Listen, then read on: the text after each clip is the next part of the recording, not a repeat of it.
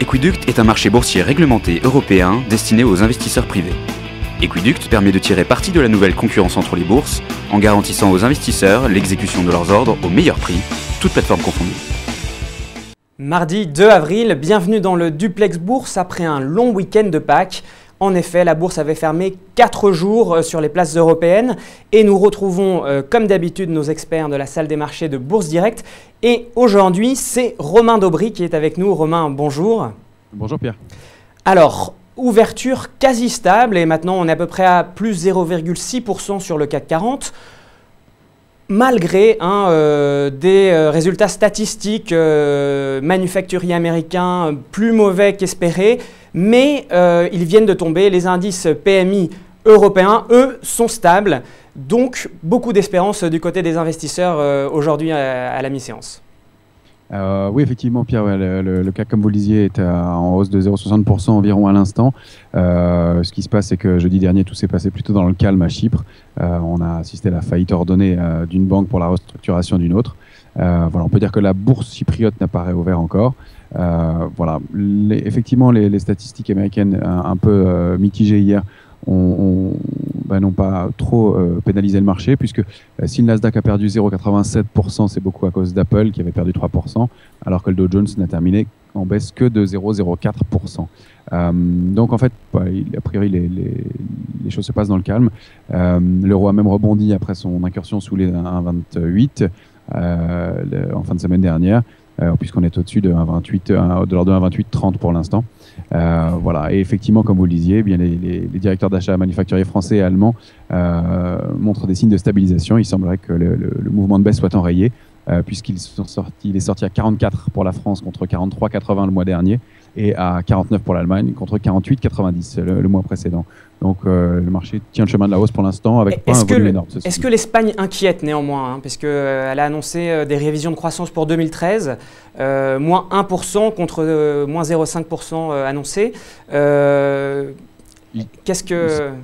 Il semble qu'elle n'inquiète pas vraiment. S'il y avait eu un peu de mouvement et un peu de volatilité sur les taux espagnols et italiens en fin de semaine dernière, ça se stabilise ce matin. Donc manifestement, non, les choses sont plutôt sereines en ce moment, même si pas avec beaucoup de volume, mais un marché qui se tient bien pour l'instant. Donc une macroéconomie finalement rassurante. Et puis pas mal de choses du côté des entreprises. Moi j'ai envie de parler avec vous de ST Micro. ST Micro qui a annoncé aujourd'hui que la Banque européenne d'investissement lui prêterait 350 millions d'euros. Et également, les investisseurs semblent apprécier la sortie de sa co-entreprise avec Ericsson. Qu'est-ce que, effectivement, vous pouvez nous dire sur ce titre qui gagne beaucoup aujourd'hui en séance? Oui, tout à fait. Alors, les nouvelles sont plutôt bonnes pour STM. Il faut situer les choses de façon un peu générale. Et vous avez mis le doigt sur les deux facteurs principaux. Alors, elle est montée ce matin à 6,24,6 au plus haut, donc et reste en hausse de 1,30% à l'instant à 6,07, 6,08. Donc, en fait, elle a simplement renforcé sa solidité financière. Effectivement, comme vous le disiez, la fin du boulet qu'elle traînait depuis longtemps avec Ericsson, la société ST Ericsson, eh bien, est annoncée. On connaît son coût pour 2013, ce sera entre 350 et 450 millions de dollars. Donc, c'est la fin d'une perte récurrente en fait, qui pénalisait largement la société. Et puis, par ailleurs, effectivement, ce prêt de la BEI, qui est un signe de confiance. C'est un prêt qui aura lieu, qui sera espacé sur 8 ans. Et qui va lui permettre de faire beaucoup de recherche et développement. Or, c'est le cœur du fonctionnement de STM, puisqu'elle propose des solutions individualisées, propres à chacun de ses clients, et qu'elle nécessite pour ça beaucoup de recherche et développement. Donc, c'est très cohérent dans sa politique de développement. En plus de ça, bon, son ancien PDG a été remplacé récemment. Le marché apprécie en général ce genre de choses quand un titre est un peu dans le doute. Et puis, dernière chose qu'on peut dire, c'est qu'elle a elle-même sorti de sa poche 350 millions d'euros de trésorerie pour rembourser son obligation à taux variable et donc réaliser des économies. Donc, c'est plutôt favorable et on se dit que le titre sort un peu du bourbier dans lequel il était, qui ne lui donnait pas beaucoup de visibilité. Ça a d'ailleurs fait réagir le Barron's qui a annoncé il y a quelques minutes qu'il estimait que le titre pourrait prendre jusqu'à 50% d'ici dans les mois à venir. Et du coup, le titre s'est mis à payer de nouveau. Donc, STM semble effectivement suivre un chemin qui plaît au marché. Alors, vous parliez de nouveaux PDG, ce qui est souvent apprécié par les investisseurs. Alors maintenant, on va parler d'un autre PDG emblématique qui est arrivé il y a quelques mois chez Carrefour. Eh bien, il a annoncé aujourd'hui un plan de développement dans les émergents au Brésil et en Chine pour 2014. Et là encore, la success story de Georges Plassa chez Carrefour semble continuer. Les investisseurs apprécient, le titre grimpe. Que pensez-vous de ce dossier ? Bien écoutez, il semble très, très positif aussi. Vous le disiez très justement. On commence à sentir les premiers effets de la politique de Georges Plassa qui est arrivé en juillet dernier, je crois. En fait, chaque nouvelle annonce semble conforter le marché dans la confiance qu'il lui porte. Et effectivement, la politique de recentrage se poursuit. Carrefour a su sortir des pays dans lesquels elle aurait du mal à atteindre la taille critique. Et en revanche, elle profite des opportunités pour se renforcer dans les pays dans lesquels elle pense pouvoir se développer. Alors précisément, son premier centre de chiffre d'affaires, c'est la France, mais le deuxième, c'est le Brésil, qui représente 18,5% du chiffre d'affaires. Oui. Peu de croissance au Brésil actuellement, et donc Carrefour en profite pour se recentrer et renforcer ses positions là-bas. L'Asie ne représente que 8,3% du chiffre d'affaires de Carrefour, et elle en profite aussi puisqu'elle a ouvert son 220e hypermarché la semaine dernière en Asie. Donc pareil, c'est toujours dans cette cohérence. Du coup, le marché salue cette politique et cette évolution. Le titre est en hausse à 21,89 €, à plus de 25% de hausse ce matin. Et puis enfin, ce qu'on peut dire, c'est que les derniers résultats marquent le redressement des ventes, même en France, ce qui n'était pas évident pour l'instant. Donc voilà, un dossier qui semble bien se porter et une politique d'un vrai professionnel du secteur qui est salué régulièrement par le marché.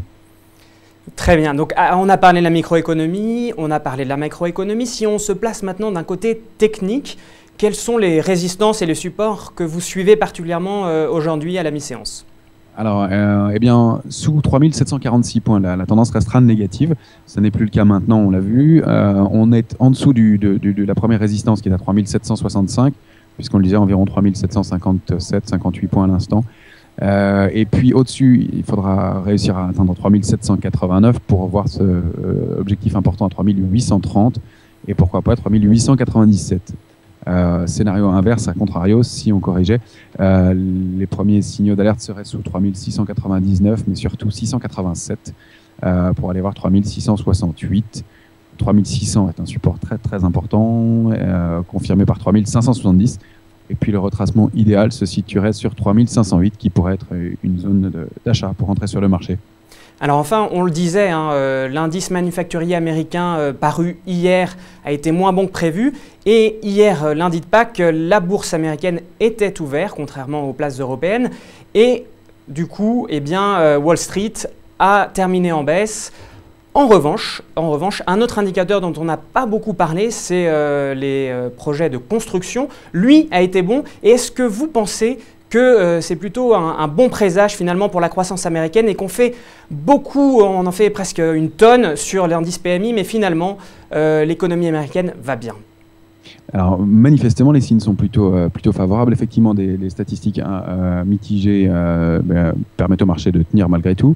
Vous le disiez, les dépenses de logement, les dépenses de construction sont sorties en hausse de 1,2% contre une baisse de 2,10 le mois précédent, donc c'est favorable. Ça confirme le mieux dans l'immobilier aux États-Unis qui était entamé depuis le début de l'année.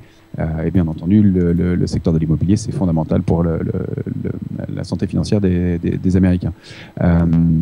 Les nouvelles, comme on le disait, même mitigées, n'ont pas vraiment d'effet. On sait en fait qu'il y a le QE3 qui sert d'amortisseur au moindre signe de faiblesse. Alors, est-ce que ce serait une accélération de la croissance? Je ne sais pas, mais en tout cas, le PIB qui a été révisé à nouveau est sorti donc cette fois-ci en hausse de 0,4%. Il était au début attendu négatif, puis est sorti en hausse de 0,10% et maintenant 0,4%. Donc, un début de semblant de croissance aux États-Unis, ça semble être positif. Soutenu par la politique de la Fed. Donc, aussi. Soutenu par la politique de la Fed, bien entendu, effectivement. Et tout ça va être confirmé dans les jours et semaines à venir.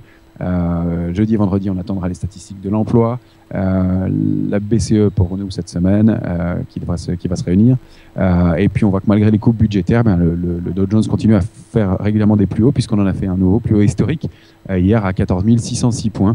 Voilà. Et puis à venir surtout le 8 avril, le début des résultats du premier trimestre, puisque Alcoa ouvrira comme à chaque fois le bal des résultats. Donc tout à fait, pas mal de choses à suivre. Qu'on attend avec beaucoup d'impatience.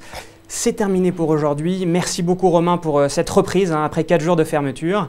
Et puis nous on se dit à demain pour